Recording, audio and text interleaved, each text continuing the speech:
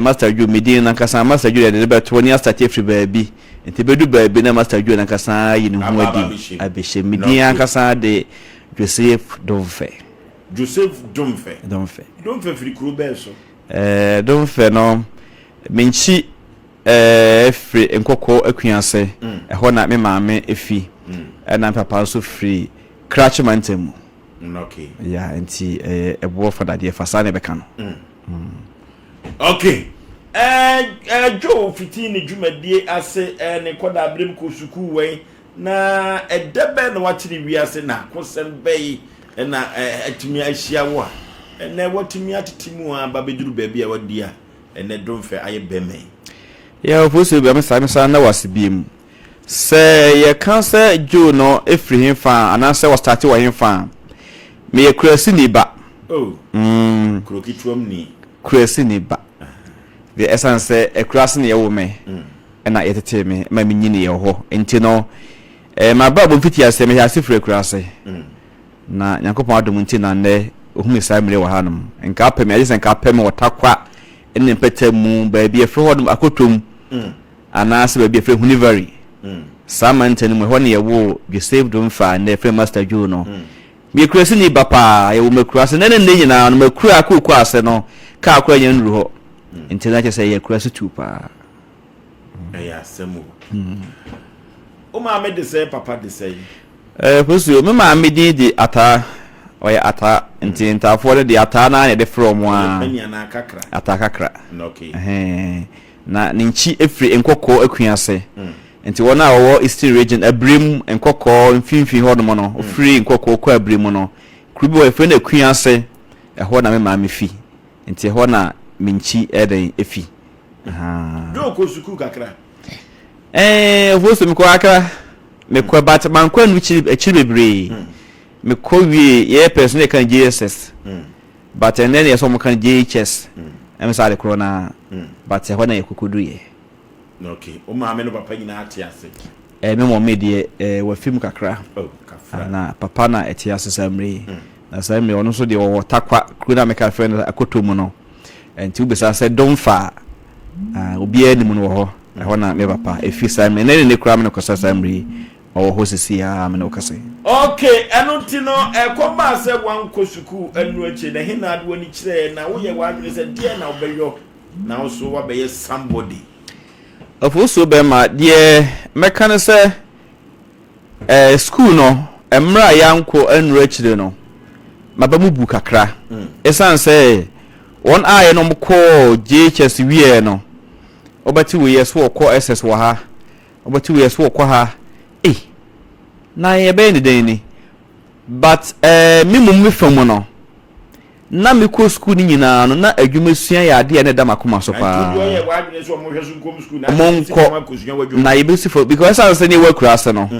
obeti ne say esimesi ba wo wie school ene wo fitani ofri krokese mu ba ehunu ne anije enti na me so me pese me so me krokese mu makosua nso na adwuma bi a me so me ba ye bo mede se Joseph Domfe na wo ye se adwuma wi na aba no enti na ye be fepa se me sua adwuma ba nyame adom nti matimi asua nso wonya wa adwene se onko suku biem na be sua adwuma no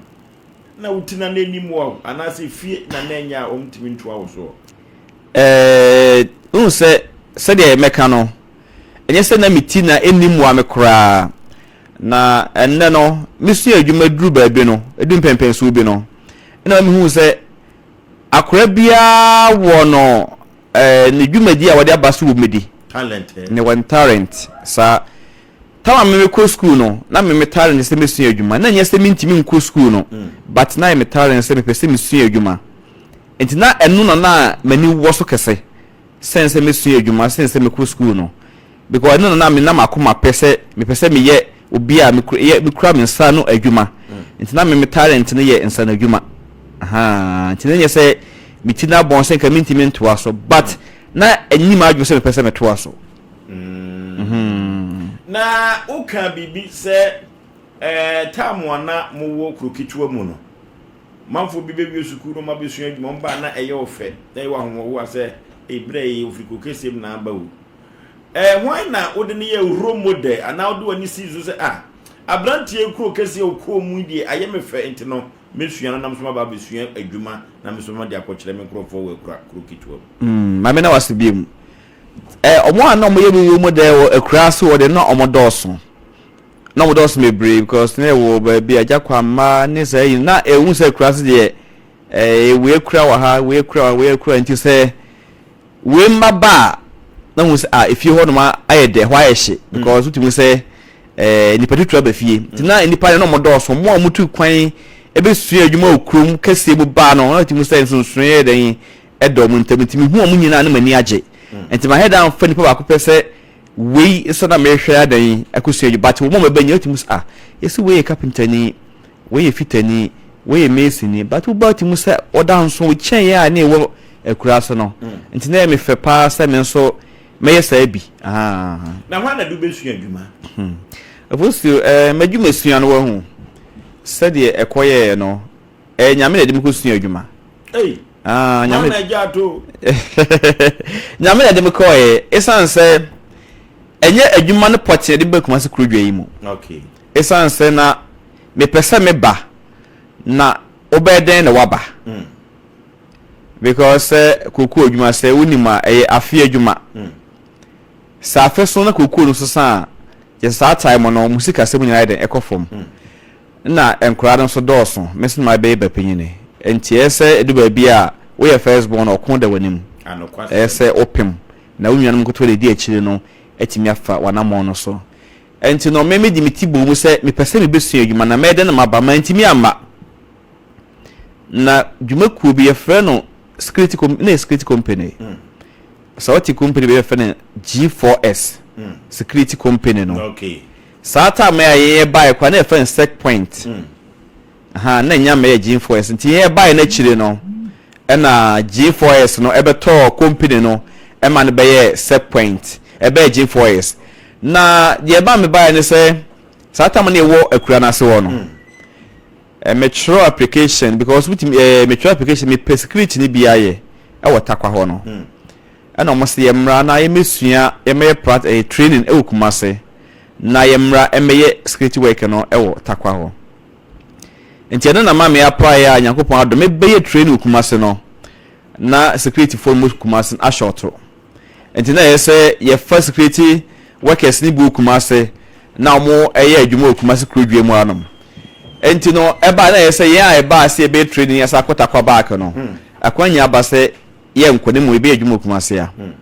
ena ma me de start security work sa ta me ye ka de me ka ma manfo ate na ye watchman okay to kan na obi watchman me bedi watchman fie miensa ene kakra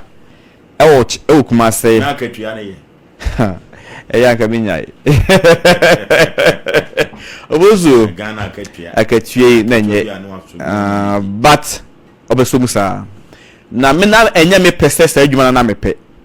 nemu bibinti efi ba ko na yeden yakomie no enti be ye security no na mai bi ene mekum kuto geni bia me dana sepa na me bom pai nso ma no okay ye friend Mr Nelson o Bantman North Central so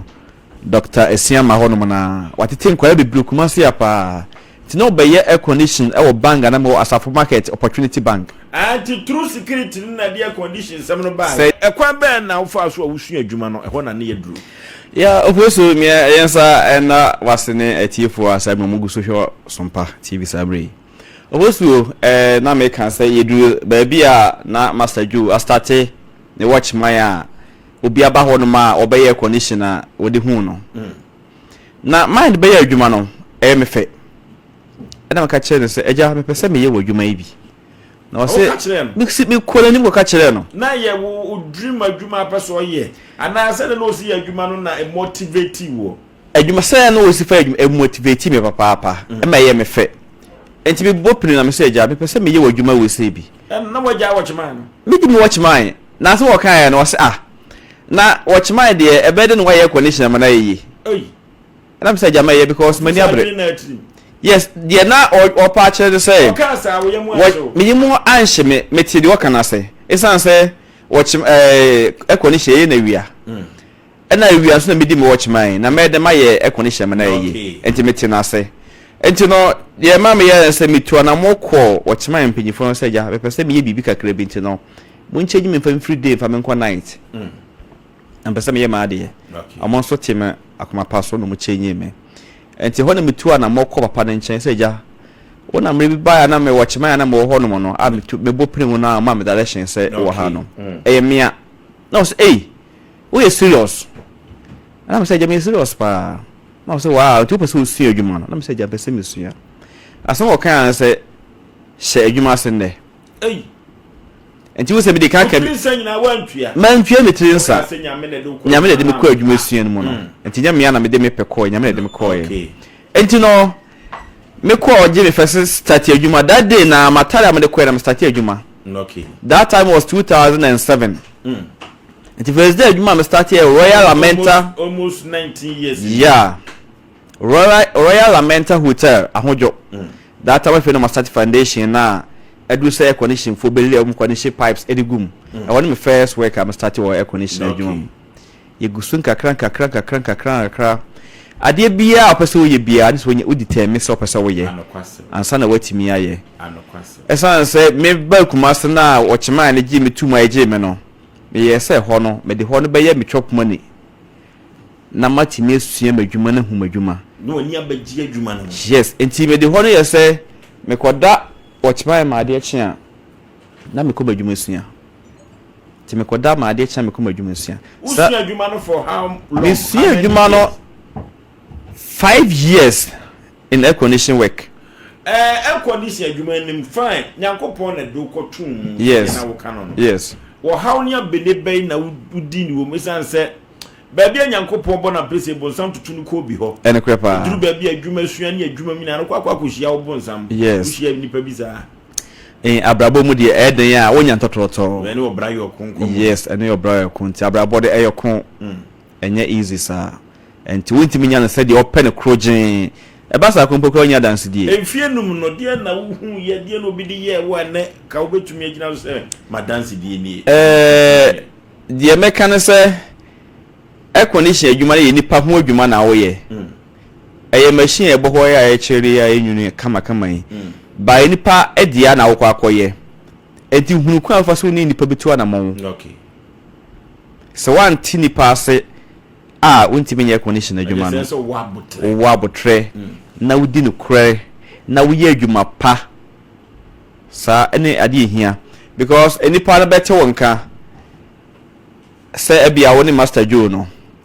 master Joe kwa wonye madwuma da na ebede no waje wotu so woni master Joe no ho no suban say daddy wo honom so wuye adwuma pa na ma no kredie den eba woni nipa ntem no no so etime edi ho adanse de afefo se master Joe na matene nka no se wo ye master Joe ampa wakoya adwuma disappoint obi pen bia no pay condition that di ni dwuma bi san say condition no fail ketekete nyina be chese wa fail obi pen amanto ena make can say enipa ho adwuma ena wo ye na hu se ade na wo ye ho adwuma afidie sabe enipa kwawu ena obia ntimi guarantee ma wo say machine as ebo ho no mi eseya se 100% se me koya na ma ya wie okwa akoye fortune na aba broni eye machine na unyina ho broni na ye no wode aba enti ehuni mudie no ena ususia se machine we eye sia eye sei we eye sei ene kan experience enti se we nya sa experience na oba koyi obi adwuma ama problem ko be sa ba woni ni panintem but ye beda nyankopon se master wotete ye no wode ye fa kwan papa so enti nipa be for say condition no Mr. Nelson nti enedine Nelson Engineering Works okay pa boy adwuma pa wo boy adwuma batene wo kona ho mchim se wapon ho nya sa ma pon ho da enti se anu a wopon ho no kumasi ha no so ni madwuma unya binye dabi challenges bay na wopon ho wo be face free say nyonkwa na air condition kumasi hosu ma me sa na wase ena meka se adwuma sua ana se adwuma ye enye wo na akopa adwuma edeba se adwuma na chine behwehwe ebede na adwuma chine behwehwe odwuma pa obeye no ena be ma adwuma chine abehwehwe anokwase sompa no menye modwuma da but mabe modwuma nso oh some ko ni she bo na say e na be ye ma mo de ebo hai e na ma wo chire kama kama yi e na be ye aha enti no e den na SOMPA for frame me adwuma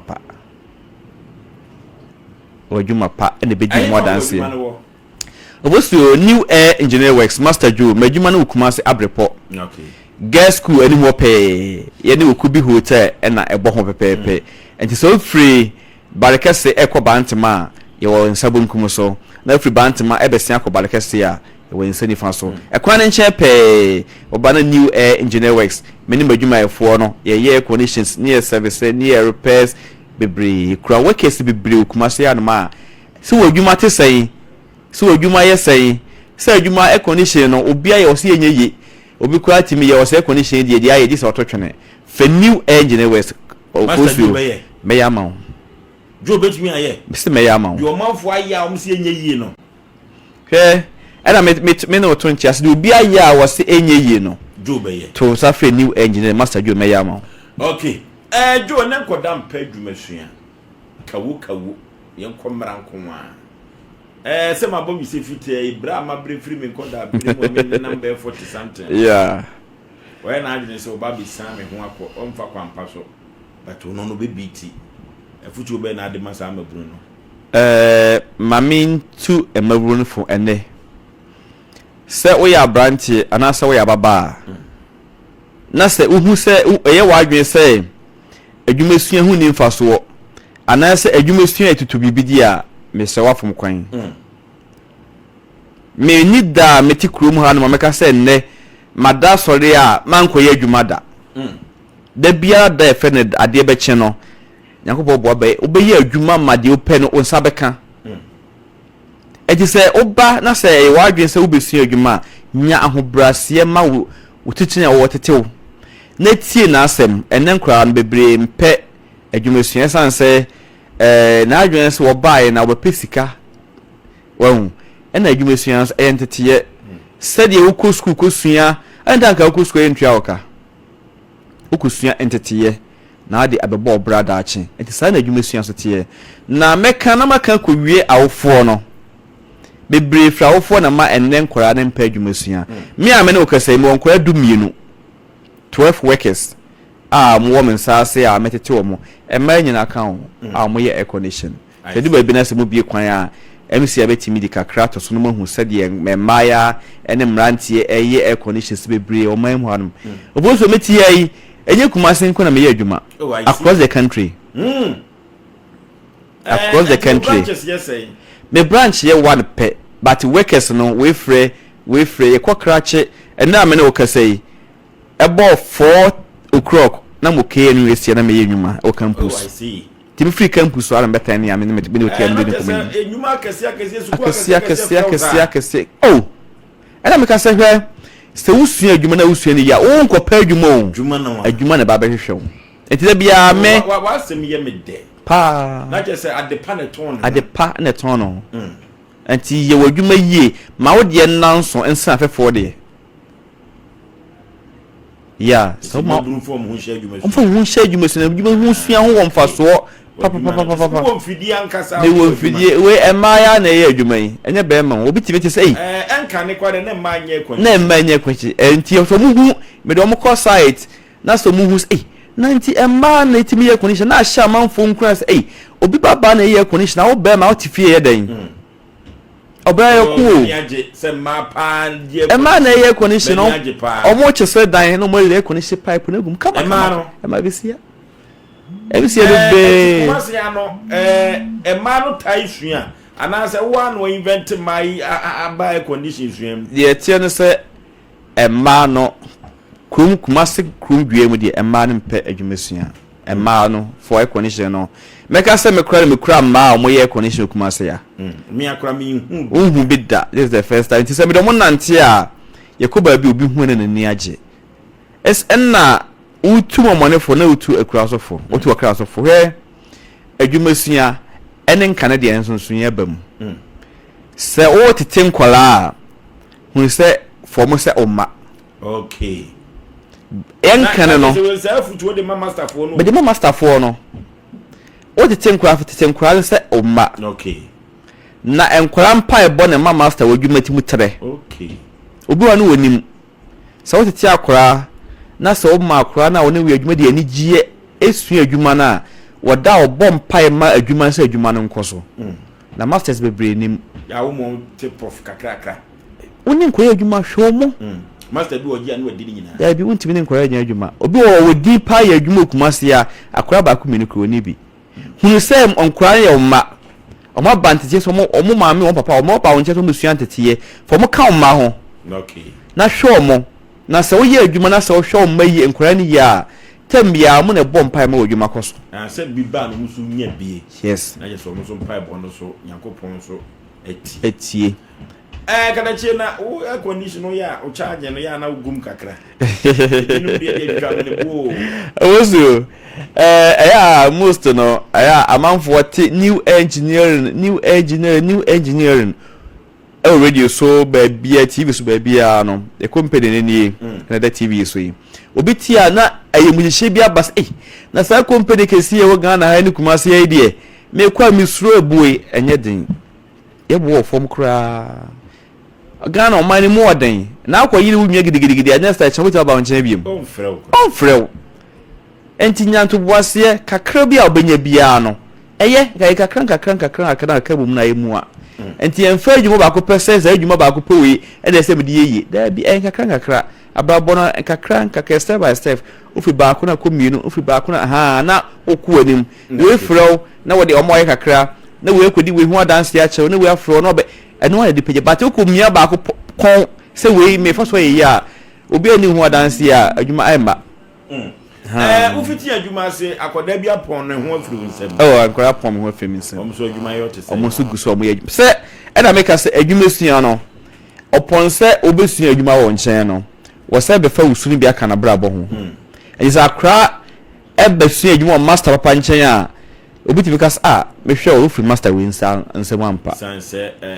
ne pa bia usua free ho no yes akoso papa na se obiti mi ko sua because master we okay intra eno nye kasa enye kasa pa it is me makora bia matete bia no wo danso yeah